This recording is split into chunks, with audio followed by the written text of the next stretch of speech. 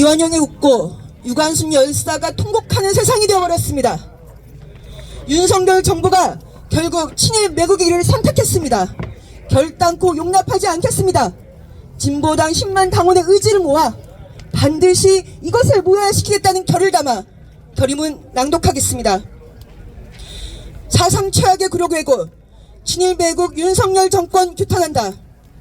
정부가 오늘 발표한 일제강제동원 해법은 한일 양국의 과거사 문제를 외면하고 한일 관계 개선에만 매몰된 굴욕적 해법이다.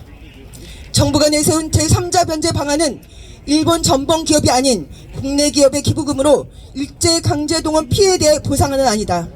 이는 강제동원 문제에는 1엔도 낼 수 없다. 일본 정부의 입장을 그대로 수용한 것으로 미쓰비시 중공업, 일본제철 등 일본 전범 기업들은 사과도 배상도 없는 친일 해법이다. 가해자는 멀쩡히 앉아 구경하고 피해자들끼리 돈을 모아 보상해보자는 납득이 가지 않는 해법이다.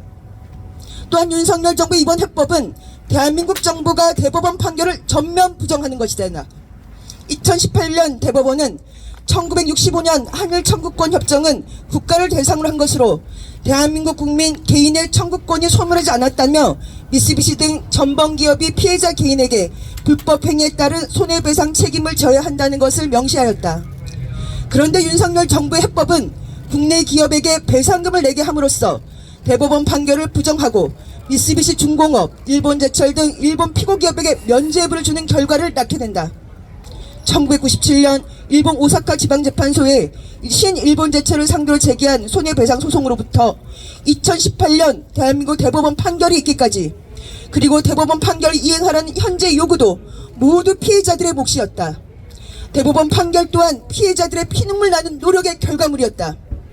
그동안 방관하며 손을 놓고 있던 한국 정부가 오히려 일본 정부의 손을 들어준 꼴로 이는 또다시 피해자들에게 씻지 못할 상처를 주고 역사에 죄를 짓는 행위이다.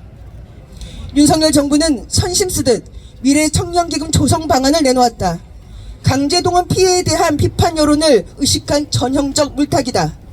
일제 강제동원 피해 대상 대신에 일본 유학 장학금 지원이 가당키나 한 일인가?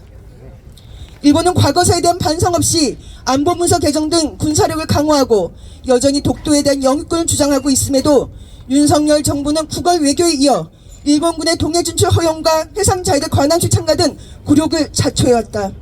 심지어 윤석열 대통령은 지난 3.1절 기념사를 통해 일본은 과거의 군국주의 침략자에서 우리와 보편적 가치를 공유하고 협력하는 파트너로 변했다고 하여 그 친일 편향 입장을 그대로 보여줬다.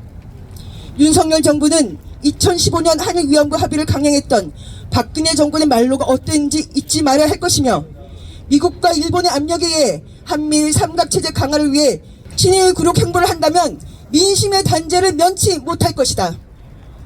함께 끝고 내자를 같이 외쳐주십시오. 윤석열 정부는 일제강제동원 친일 굴욕 해법 강행을 즉각 중단하라! 중단하라!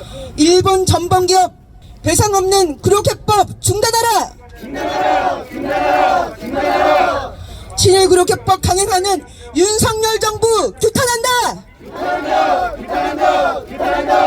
2023년 3월 6일 진보당. 네, 감사합니다.